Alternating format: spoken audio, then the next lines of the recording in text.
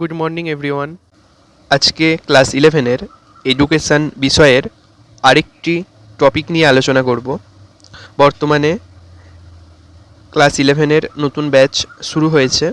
এখানে এডুকেশান, বাংলা এবং ভূগোল এই তিনটে বিষয় পড়ানো হয়। যদি কেউ ভর্তি হতে চাও এই নম্বরে ফোন করতে পারো। তো চলো, আজকে যে বিষয়টা নিয়ে আলোচনা করব সেটা হচ্ছে শিক্ষার ধারণা। অর্থাৎ শিক্ষাবিজ্ঞানে শিক্ষার ধারণাকে মূলত দুটি ভাগে ভাগ করা হয়। একটি হচ্ছে সংকীর্ণ অর্থে শিক্ষা, আরেকটি হচ্ছে ব্যাপক অর্থে শিক্ষা। তাহলে এই সংকীর্ণ অর্থে শিক্ষা আর ব্যাপক অর্থে শিক্ষা কী জিনিস, সেইটা নিয়েই আজকে আলোচনা করব। তোমরা ভিডিওটা মনোযোগ সহকারে দেখো। প্রথমে জানবো সংকীর্ণ অর্থে শিক্ষা কী। বলছে যে শিক্ষা চার দেওয়ালের মধ্যে সীমাবদ্ধ ও যার মাধ্যমে শিক্ষার্থী কেবলমাত্র পুঁথিগত জ্ঞানকে অর্জন করে তাকে সংকীর্ণ অর্থে শিক্ষা বলে। তাহলে যে শিক্ষা চার দেওয়ালের মধ্যে সীমাবদ্ধ, চার দেওয়ালের মধ্যে সীমাবদ্ধ বলতে একটা নির্দিষ্ট মাত্র প্রতিষ্ঠানের মধ্যেই সীমাবদ্ধ, বা একটা চার দেওয়ালের মধ্যেই সীমাবদ্ধ, যেটা তোমার বাইরে সেরকম একটা কাজে লাগে না। অর্থাৎ যে জ্ঞান, যে শিক্ষাটা তোমার শুধুমাত্র সেই জায়গাতেই কাজে লাগে, বাইরে কোথাও সেরকম একটা কাজে লাগে না, যা কেবলমাত্র তোমাকে পুঁথিগত জ্ঞান দান করে। অর্থাৎ বইতে যা আছে সেটাই শুধু তোমাকে জানায়, ওর বাইরে আর কিছু তোমাকে জানাচ্ছে না। যে শিক্ষাটা শুধুমাত্র পুঁথি বা বই কেন্দ্রিক, একটা নির্দিষ্ট সিলেবাস কেন্দ্রিক, সেই শিক্ষাটাকেই বলা হচ্ছে সংকীর্ণ অর্থে শিক্ষা। এই শিক্ষার বেশ কিছু বৈশিষ্ট্য রয়েছে। এক নম্বর বৈশিষ্ট্য হচ্ছে জ্ঞান বৃদ্ধি। কি বলছে? যে শিক্ষক তার অর্জিত জ্ঞানের ভাণ্ডার থেকে কিছুটা জ্ঞান শিক্ষার্থীদের শূন্য ভাণ্ডারে সঞ্চালিত করে। আমরা জানি আমাদের শিক্ষা ব্যবস্থায় শিক্ষক হচ্ছেন জ্ঞানের ভাণ্ডার, যার কাছে অনেক জ্ঞান রয়েছে। আর আমরা কি করি? আমরা বিদ্যালয়ে গিয়ে আমাদের সেই শূন্য ভাণ্ডারে শিক্ষকদের দেওয়া জ্ঞানকে আমরা ভরে নিই। এইটাকেই বলা হচ্ছে সংকীর্ণত্ব শিক্ষার একটি প্রধান বৈশিষ্ট্য। দু নম্বর বৈশিষ্ট্য কি না, ডিগ্রি লাভের প্রক্রিয়া। ডিগ্রি লাভের প্রক্রিয়া মানে সংকীর্ণ অর্থে শিক্ষা যখনই তোমার শেষ হবে, অর্থাৎ সেই চার দেওয়ালের মধ্যে থাকা শিক্ষার মধ্যে থেকে যখন তোমার শেষ হয়ে যাবে, সেই ডিগ্রিটা শেষ হয়ে যাবে, তখন তুমি একটা সার্টিফিকেট পাবে। অর্থাৎ সেই সংকীর্ণ অর্থে শিক্ষার শেষে তোমাকে একটা সার্টিফিকেট বা ডিগ্রি প্রদান করা হয়। পরের বৈশিষ্ট্য বলছে শিক্ষক দ্বারা নিয়ন্ত্রিত। শিক্ষক দ্বারা নিয়ন্ত্রিত মানে হচ্ছে এই শিক্ষা ব্যবস্থাটা, অর্থাৎ সংকীর্ণ অর্থে শিক্ষা ব্যবস্থাটায় সবথেকে মূল যিনি, তিনি হচ্ছেন শিক্ষক। তিনিই হেড। তিনি কি করে? সব কিছুকে পরিচালনা করে। তাই এটা সম্পূর্ণভাবে শিক্ষক দ্বারা নিয়ন্ত্রিত। এখানে শিক্ষার্থীরা সেরকম একটা কিছু বলার, কিছু করার নিজে থেকে সুযোগ পায় না, সবটাই শিক্ষকরা দেখভাল করে।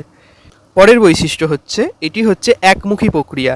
দেখো, একমুখী প্রক্রিয়া মানে হচ্ছে যেখানে শিক্ষক যা বলে শিক্ষার্থী তাই শোনে। শিক্ষার্থী এখানে নিষ্ক্রিয় শ্রোতা, অর্থাৎ শিক্ষক যা বলবে শিক্ষার্থীরা তাই করবে। এখানে শিক্ষার্থীদের আগ্রহ, শিক্ষার্থীদের চাহিদা, শিক্ষার্থীদের যদি কিছু জানার ইচ্ছা, বলার ইচ্ছা থাকে, সেগুলোকে কোনো গুরুত্ব দেওয়াই হয় না। শুধুমাত্র শিক্ষক যা বলবে শিক্ষার্থীরা সেটাই শুনে নেবে। তাই এটা একদিকে যাচ্ছে, তাই এর জন্য বলা হচ্ছে এটাকে একটি একমুখী প্রক্রিয়া।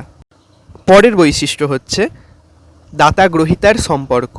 দাতা মানে কে না, যিনি কিছু দান করে তাকে দাতা বলি, আর গ্রহীতা মানে যে সেটাকে গ্রহণ করে। তাহলে এখানে শিক্ষক হচ্ছেন দাতা, অর্থাৎ শিক্ষক আমাদেরকে জ্ঞান দান করছেন, আর গ্রহীতা মানে শিক্ষার্থীরা। শিক্ষার্থীরা কি করছে? সেই জ্ঞানকে গ্রহণ করছে। তাই এখানে একটা দাতা গ্রহীতার শুধুমাত্র সম্পর্ক দেখা যায়, অর্থাৎ শিক্ষক আমাদের জ্ঞান দান করছেন আর শিক্ষার্থীরা নিষ্ক্রিয়ভাবে সেই জ্ঞানকে শুধুমাত্র গ্রহণ করে নিচ্ছে। পরের 6 নম্বর বৈশিষ্ট্য হচ্ছে শিক্ষার্থীর চাহিদা ও সামর্থ্যকে গুরুত্বহীন। অর্থাৎ শিক্ষার্থীর চাহিদা এবং সামর্থ্য এখানে কোনো প্রকার গুরুত্ব দেওয়া হয় না। শিক্ষার্থীদের মনে কি চাহিদা আছে, তারা কি পড়তে চায়, কি করতে চায়, তাদের মধ্যে কি কি সামর্থ্য রয়েছে করার, সেগুলোকে কোনো গুরুত্বই এখানে দেওয়া হয় না। 7 নম্বর বৈশিষ্ট্য হচ্ছে সংকীর্ণ অর্থে শিক্ষা হচ্ছে অপরিবর্তনীয়। অপরিবর্তনীয় মানে কি? যার কোনো পরিবর্তন নেই। অর্থাৎ আগে থেকে যেটা চলে আসছে বর্তমানেও এটাই চলছে এবং ভবিষ্যতেও এটাই চলবে, যার কোনো পরিবর্তন নেই। সেরকম শিক্ষার একটি বৈশিষ্ট্যই হচ্ছে সংকীর্ণ অর্থে শিক্ষা। অর্থাৎ সংকীর্ণ অর্থে শিক্ষাটা হচ্ছে অপরিবর্তনীয়, যার কোনো পরিবর্তন নেই। 8 নম্বর বৈশিষ্ট্য হচ্ছে পুঁথিকেন্দ্রিক ও বিদ্যালয় কেন্দ্রিক প্রক্রিয়া, অর্থাৎ সংকীর্ণ অর্থে শিক্ষাটা সম্পূর্ণ পুঁথিকেন্দ্রিক। পুঁথি মানে বই কেন্দ্রিক, সম্পূর্ণ একটা নির্দিষ্ট বই, নির্দিষ্ট সিলেবাসকে কেন্দ্র করে পড়ানো হয়ে থাকে, এবং এটা শুধুমাত্র বিদ্যালয় বা যে কোনো শিক্ষা প্রতিষ্ঠানেই পড়ানো হয়ে থাকে। যে জ্ঞানটা তোমার বাইরে সেরকম একটা কাজে লাগবে না, যা শুধুমাত্র পুঁথিকেন্দ্রিক, বই কেন্দ্রিক, এই ধরনের একটা বৈশিষ্ট্যই হচ্ছে সংকীর্ণত্বে শিক্ষার একটা অন্যতম বৈশিষ্ট্য। আর লাস্ট সংকীর্ণত্বে শিক্ষার বৈশিষ্ট্য হচ্ছে এখানে শিক্ষার্থী হয়ে থাকে নিষ্ক্রিয় শ্রোতা, যেটা এর আগেও তোমাদের বললাম যে শিক্ষার্থীরা এখানে শুধুমাত্র শোনে, না প্রশ্ন করার সুযোগ পায়, না কিছু বলার সুযোগ পায়। তারা শুধুমাত্র শিক্ষকের বলা বা পড়ানো বিষয়গুলোকে শুধুমাত্র নিষ্ক্রিয় শ্রোতার মতন শুনে যায়। অর্থাৎ দেখবে শিক্ষার্থীরা কখন নিষ্ক্রিয় শ্রোতা হয়, তুমি যখন কিছু বুঝছো না, ক্লাসরুমে কিছু বলতেও পারছো না, জিজ্ঞাসাও করতে পারছো না, তখন তুমি শুধু নিষ্ক্রিয় শ্রোতা, তুমি শুধু তাকিয়েই আছো, ওদিকে সব কিছু তোমার মাথার উপর দিয়ে চলে যাচ্ছে। এই সব বৈশিষ্ট্যগুলোই হচ্ছে সংকীর্ণ অর্থে শিক্ষার বৈশিষ্ট্য। এরপর আমরা যেটা পড়ব সেটা হচ্ছে ব্যাপক অর্থে শিক্ষা, অর্থাৎ সংকীর্ণ অর্থে শিক্ষার সম্পূর্ণ বিপরীত শিক্ষা ব্যবস্থাই হচ্ছে ব্যাপক অর্থে শিক্ষা। কি বলছে দেখো ব্যাপক অর্থে শিক্ষা সম্পর্কে, যে শিক্ষা ব্যবস্থা সারা জীবনব্যাপী প্রক্রিয়া ও যার মাধ্যমে শিক্ষার্থীদের সর্বাঙ্গীন বিকাশ সাধন সম্ভব হয় তাকে ব্যাপক অর্থে শিক্ষা বলে।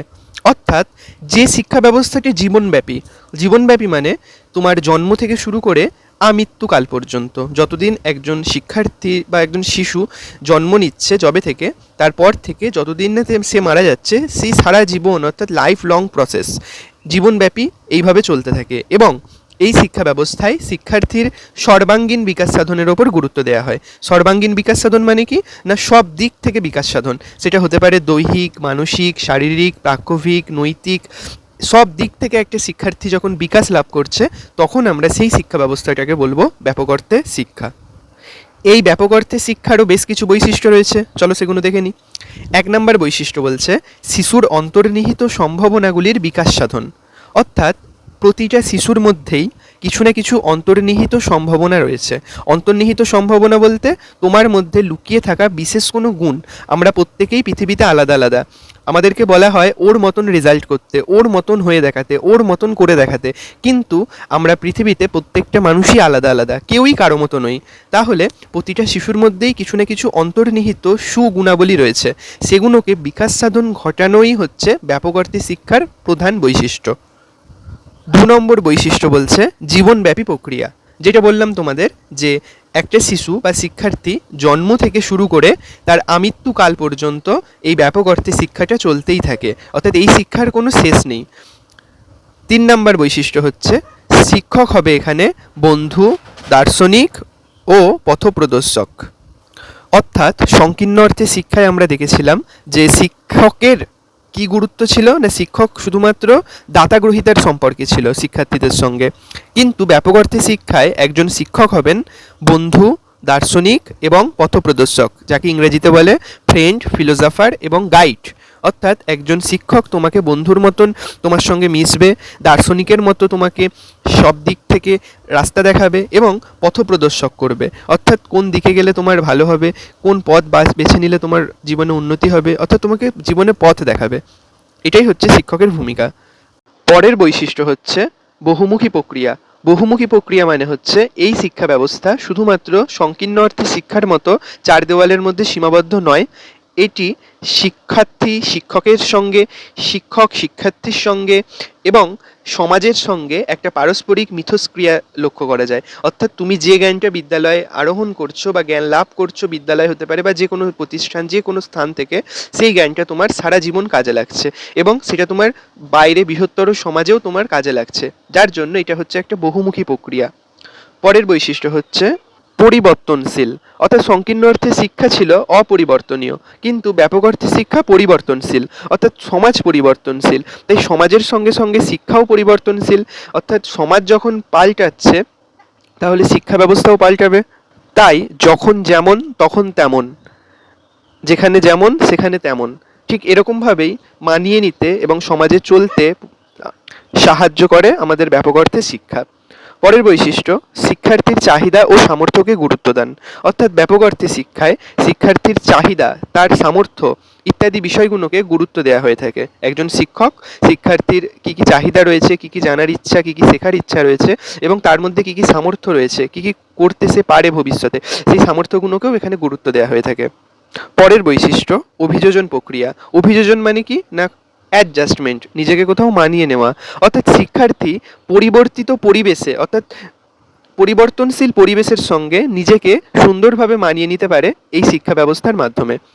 পরের বৈশিষ্ট্য, চার দেওয়ালের মধ্যে আবদ্ধ নয়। অর্থাৎ সংকীর্ণ অর্থে শিক্ষা যেমন চার দেওয়ালের মধ্যে আবদ্ধ ছিল, ব্যাপক অর্থে শিক্ষা কিন্তু চার দেওয়ালের মধ্যে আবদ্ধ নয়।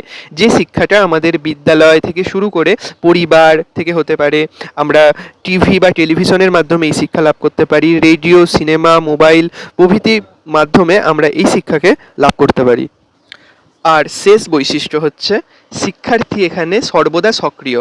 শিক্ষার্থী এখানে নিষ্ক্রিয় নয়। অর্থাৎ শিক্ষার্থীর চাহিদা এবং সামর্থ্যকে যখন একজন শিক্ষক গুরুত্ব দিচ্ছেন, তার মতন করে ক্লাসে তাকে পড়াচ্ছে, বা শিক্ষার্থী যখন তার মতন করে যে কোনো জায়গা থেকে শিখতে পাচ্ছে, তো তখন শিক্ষার্থী কি হয়, সর্বদা সক্রিয় হয়। তোমরা দেখবে একটা বাচ্চাকে যখন তার মতন করে পড়ানো হয়, তখন বাচ্চাটা পড়তে বেশি ভালোবাসে। আর একটা বাচ্চাকে যখন মেরে ধরে যখন পড়ানো হয়, তখন বাচ্চাটা পড়বে কিন্তু নিজের আগ্রহের সঙ্গে সক্রিয়ভাবে পড়ে না, সে নিষ্ক্রিয়ভাবে পড়ে। আর যখন তার মতন করে তাকে পড়ানো হয়, তখন সেই বাচ্চাটা সক্রিয়ভাবে পড়াশোনা করে। ঠিক সেরকমই সক্রিয়ভাবে আমাদের পড়াশোনার ক্ষেত্রে বা শিক্ষার্থীরকে সর্বদা সক্রিয় রাখতে ব্যাপক অর্থে শিক্ষাটা বেশি গুরুত্ব পালন করে।